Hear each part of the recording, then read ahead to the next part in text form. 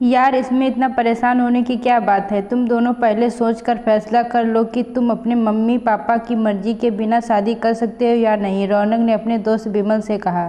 तुम सभी लोग जानते हो कि मैं और निर्मला कॉलेज के फर्स्ट ईयर से ही एक दूसरे को चाहते हैं, फिर भी सामाजिक मर्यादाओं की सीमा में ही रहे हैं। मुश्किल तो यह है कि हम दोनों में से किसी का परिवार गैर जातीय शादी के लिए तैयार नहीं है।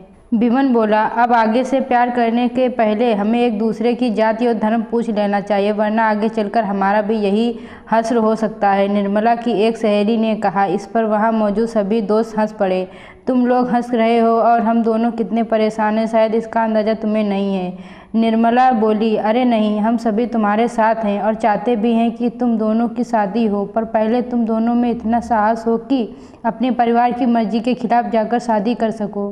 तुम अब मैच्योर हो और अपने पैरों पर खड़े हो। और कुछ दोस्तों ने कहा, मेरे मामू वकील हैं, तुम दोनों बोलो तो मामू को बोलकर तुम्हारी कोर्ट मैरिज की औपचारिकताएं शुरू करा दें, गवाही के लिए हम लोग तैयार ही हैं, रौनक बोला। सभी लोगों ने कुछ देर आपस में सलाह मशवरा किया। विमल और निर्मला कोर्ट मैरिज के लिए तैयार हो गए। सभी दोस्तों ने फैसला किया कि यह बात दोनों परिवारों तक नहीं पहुँचनी चाहिए।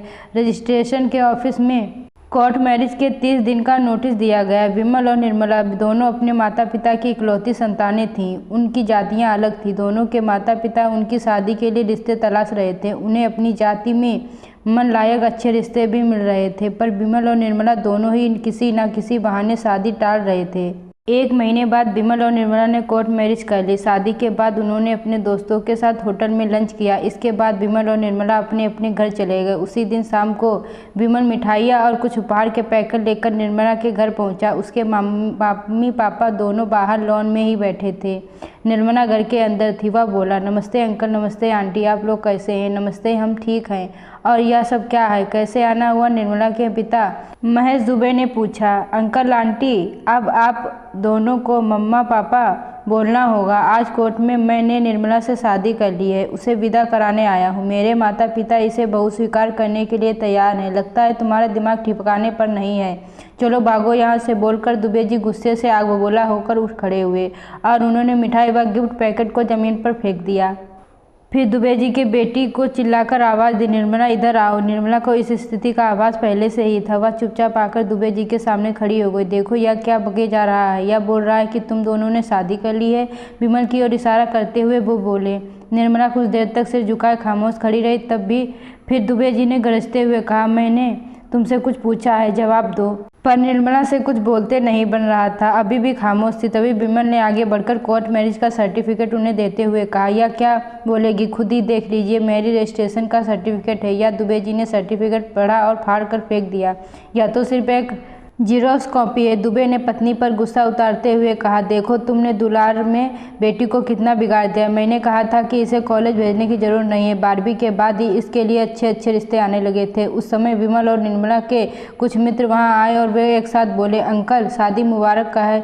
काहे की शादी? मैं नहीं मानता इस शादी को। पर कानूनन तो मानता है ना। आप कानून को नहीं मानते तो इसमें गलती आपकी ही है। जरा ठंडे दिमाग से सोचिए, इन दोनों ने कोई गलत काम नहीं किया है। इन्होंने मर्यादा के विरुद्ध कोई काम नहीं किया है। कोर्ट मैरिज ही इनके लिए आखिरी रास्ता था। इस रिश्ते को स्वीकार करने में ही सबकी खुशी है। दुबे जी अपनी पत्नी और बेटी निर्मला को लेकर अंदर चले गए। उन्होंने फ़ोन पर स्थानीय रिश्तेदार व दोस्तों को बुलाया। विमल अपने दोस्तों के साथ बरामदे में कुर्सी पर और झूले पर बैठा था। उसके दोस्त रौनक ने भी फ़ोन कर अपने वकील मामू को बुला लिया।